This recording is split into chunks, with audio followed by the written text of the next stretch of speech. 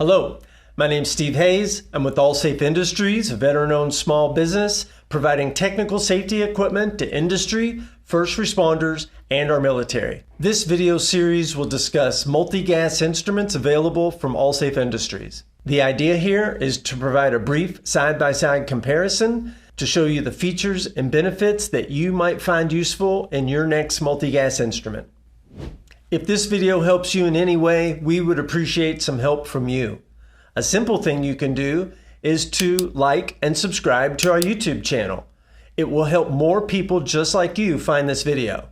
An even better thing that you can do is to be our customer. We think you'll appreciate our quick customer service and the attention to detail that you're about to see in this video. We offer multiple brands and we provide service and training. Thank you in advance for whatever you decide to do. Before we begin, let's talk about some basics. First, all the various names that we use to talk about gas detection, or gas meters, or gas instruments, or sniffers. Any sort of device that's going to help to test the air that you're about to breathe or work in to ensure your safety.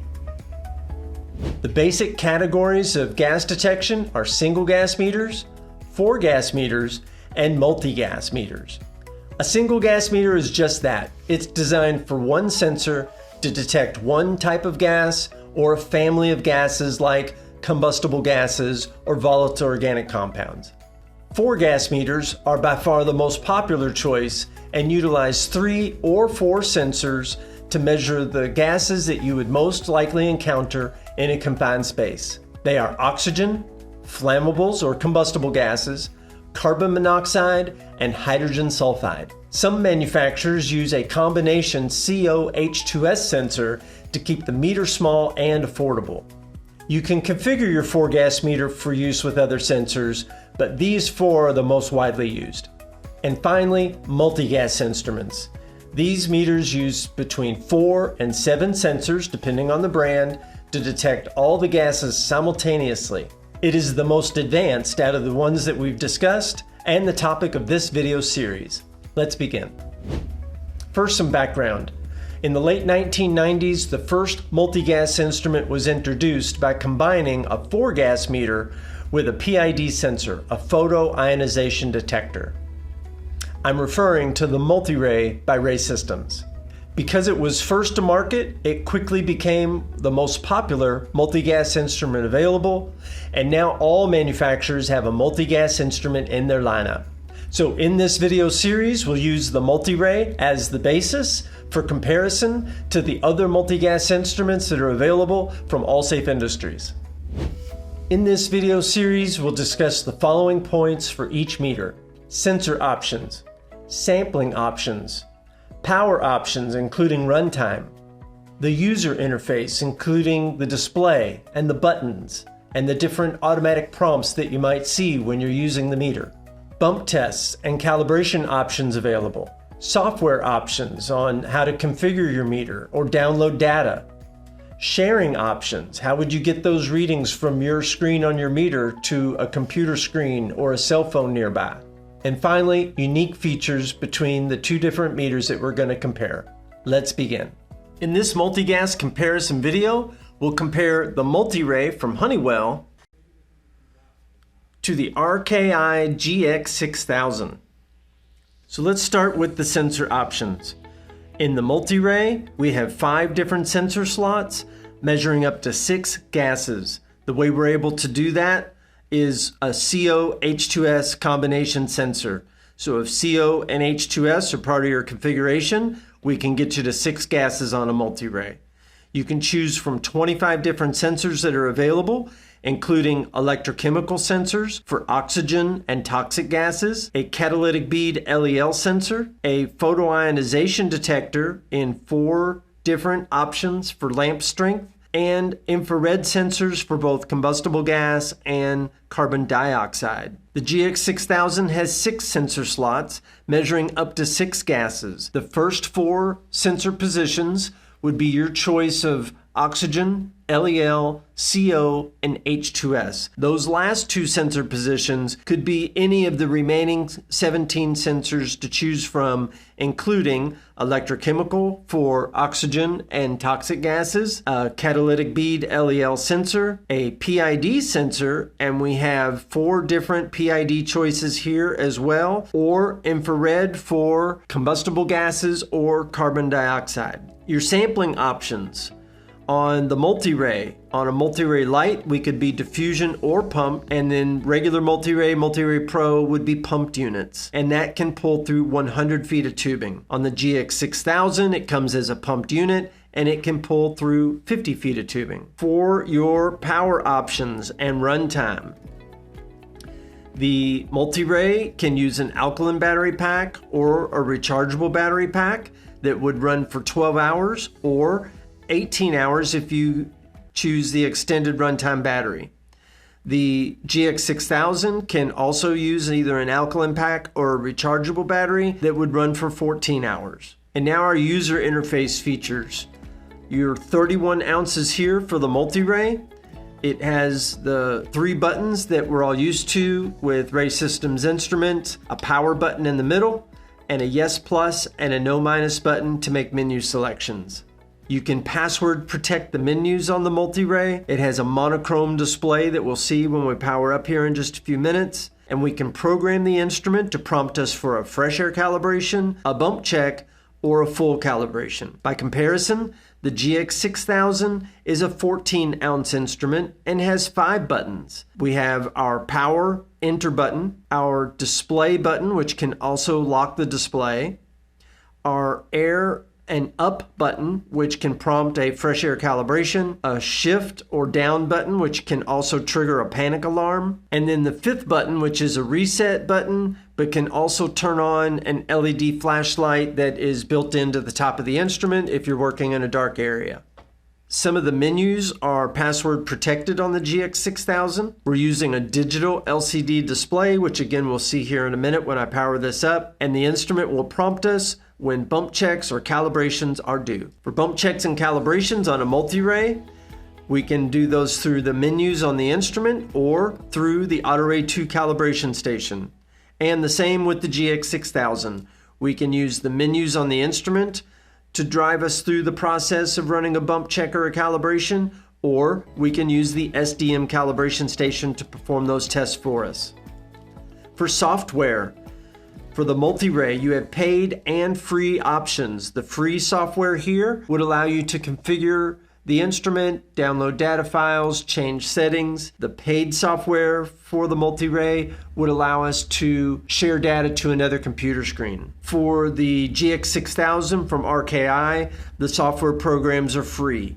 You have one for data logging, a different program for configuring the instrument, and a 3rd program for doing firmware updates. For sharing options, if you order your MultiRAEs as a wireless instrument, it would have a mesh radio card installed. You would need additional accessories for this to communicate and show its readings on another screen. There are not any connectivity options on the GX-6000. You'll take your readings right here on the display of the instrument. And then finally, some of the unique features of both instruments. With the MultiRAE, it does come in 3 different versions. There's a MultiRAE Lite, as you see here, a regular MultiRAE, and then a MultiRAE Pro that can have a part per billion range PID sensor and or a gamma radiation sensor. With the GX-6000, some of its unique features, we have multiple PID sensor options available, including an 11.7 lamp. We can read up to 6,000 part per million as a high-end range on the PID. We can also set the GX-6000 into leak check mode, which would read combustible gases from part per million to percent of LEL to percent gas by volume. So a lot of choices there when it comes to reading combustible gases and detecting leaks with the GX-6000. So let's go ahead and power up both instruments. Let's see what the boot up sequence looks like. So power button here, power button here. Once the meter beeps, we know we can release the button and it's going to begin its self-test. About 2 or 3 minutes on the MultiRAE, A very quick boot up sequence on the GX-6000. We're already talking about the sensors that are installed, the full scale readings, alarm 1, alarm 2, STEL, time weighted, user ID, station ID, the auto zero is turned on, and now the instrument is already up and running. You can see the 5 different sensors installed here, and the display even has a little bar graph section that you can turn on and off. So you can see my bar graphs on these are all set to zeros because the reading is 0. You can see the bar graph on the oxygen sensor about half range on the scale. This is really helpful. It just gives you another visual on screen for your gas detection readings. My MultiRAE is completing its warm-up. It's going through the sensor information now. At the end of the warm-up sequence, you'll see it's going to prompt me for a fresh air calibration, one of the prompts we talked about on the specifications. In an interest of time, I'm going to go ahead and say quit to the fresh air calibration request. I prefer a fresh air calibration, but again, in the interest of time, we'll skip that for now. So on the MultiRAE, this is my main gas detection reading screen. You'll see I have all 5 sensors shown, including the unit of measurement, either percent or part per million. On the MultiRAE, if I use my arrow button, I'll toggle through the different pages of information provided. So I have a peak reading screen, the highest number since I've had the meter turned on. I have a min reading screen, the lowest number since I've had the meter turned on. My short-term exposure limit screen, which I have not calculated yet because it needs to run at least for 15 minutes to make that calculation. My time-weighted average screen for my toxic sensors. My date, my time, my temperature readout, my battery type, how much voltage I have now and when it will shut off, my current runtime versus previous runtime, my VOC gas status screen that's reminding me that my calibration gas for my VOC sensor is isobutylene. Right now my measurement gas is set to isobutylene, so my correction factor is a 1. Anything times 1 is the same number. Same for the LEL sensor. My LEL gas status shows me that my calibration gas is methane, my measurement gas is methane, so my correction factor is a 1. And then the last page in this sequence is intercommunications mode. The MultiRAE is reminding me that my data logging and my measurement will pause if I select this. So if I say yes, it's asking me, do I want to communicate with a personal computer? If I would say yes to this, I would attach my travel charger and run a cable from the travel charger to my computer and communicate to the MultiRAE that way. Or I can drop down to the RAE 2 calibration station and then select this to be able to run a quick bump check or a calibration on the cal station. I'm going to drop down to exit and hit select. It takes me back to that last screen, and if I hit the arrow button one more time, I come back to the main reading screen. Over on the GX-6000, you can see my main reading screen. My little heart tells me that the meter's up and running and everything's working properly. If I hit the display button over here, I have my select PID list. It's telling me what my PID is set to now, much like we saw over here, that I'm using a 10.6 lamp. And then here's my options. If I want to make a change, I would press the enter button. If I want to keep what I see, I'd hit the display button and move on to the next screen. Oh, that was a quick timeout. So if I don't do anything, it's always going to come back to the main reading screen because this is what we want to see when we're doing our work. So just to catch up to where I was, and then if I hit the exit, if I want to exit this screen and go back to the main reading screen, I would hit reset. So again, if I hit reset, I go back to screen 1. If I hit the display button, that's the same first page I was on. If I hit it again, I go to my next option, which are my peak readings, the highest numbers I've seen since I've had the instrument turned on. If I hit display again, those are my short-term exposure limits. Once again, I still need more time to calculate these readings.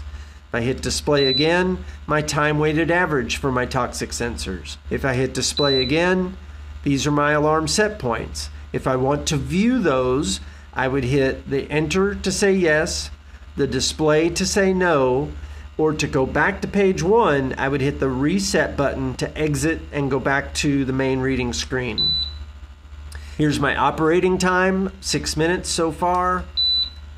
Here's my date and my battery screen, much like we saw over here on the MultiRAE. Here's how much log time I have remaining.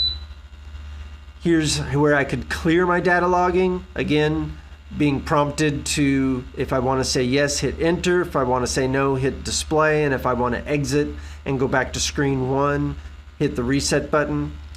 I'll hit display. Here's my current user ID that would be assigned to my data logging.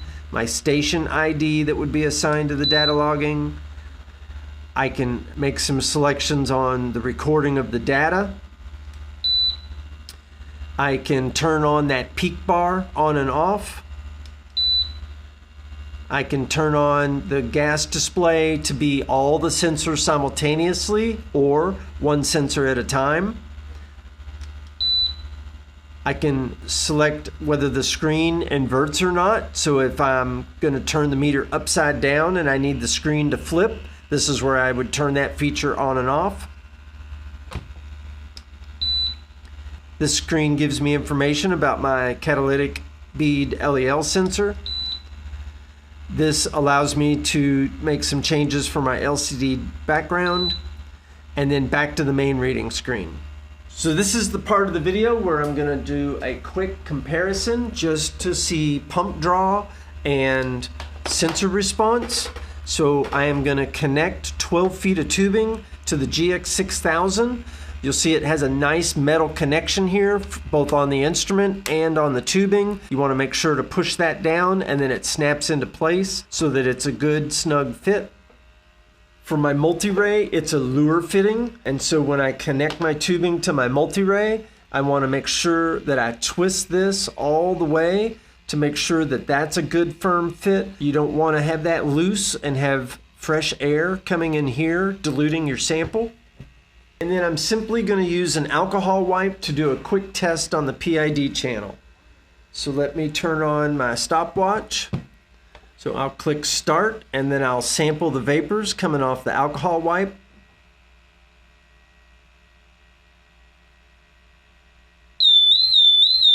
And you'll see I was at about 9 seconds and then about 11 seconds for the MultiRAE.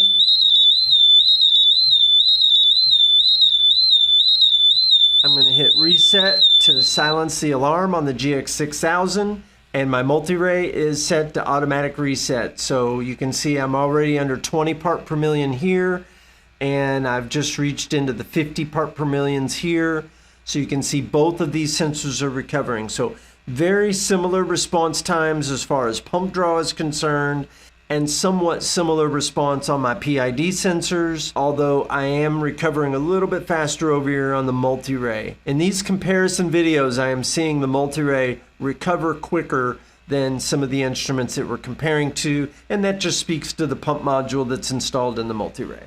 For more details, I would encourage you to visit the Allsafe Industries website. At the top of the page, you'll click Resources, then scroll to the Gas Detection Instruments section, and then click Gas Meter Comparison Chart. Here you'll find information organized by meter type with links for each so that you can also do some price comparisons. Of course, please call us to answer any questions you might have, or to schedule a virtual demonstration, or to request a quote. If you have any questions, please leave a comment, call our toll-free number, or fill out a contact form on our website. We are here to serve you and would appreciate having you as a customer. Thank you.